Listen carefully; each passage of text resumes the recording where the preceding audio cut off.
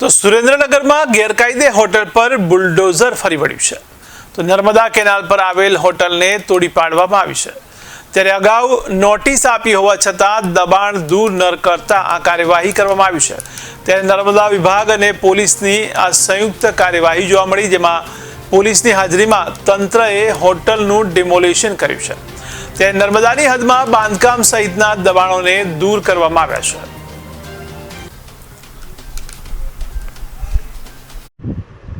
હું એમબી દવે, મામલતદાર સુરેન્દ્રનગર શહેર.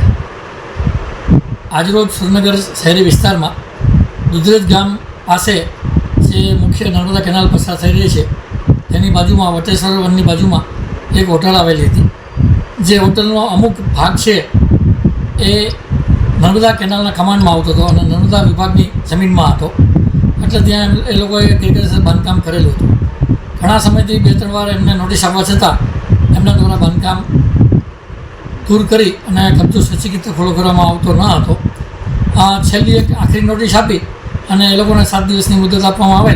એ મુદત પૂરી થતાં આજરોજ મામલતદાર કચેરીનો સ્ટાફ, નર્મદા વિભાગનો સ્ટાફ, પોલીસ સ્ટાફ તેમજ નગરપાલિકાના એન્જિનિયરની હાજરીમાં આ સરકારી જમીન ઉપર જેટલું હતું અનધિકૃત બાંધકામ એ તમામ બાંધકામ દૂર કરી સરકારી જમીન ઉપરનો કબજો ખુલ્લો કરવામાં આવેલ છે.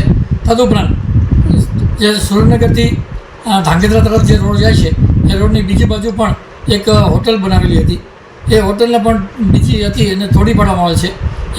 એક બાંધકામ કાચું હતું એને પણ તોડી અને એ દબાણ પણ ખુલ્લું કરવામાં આવે છે.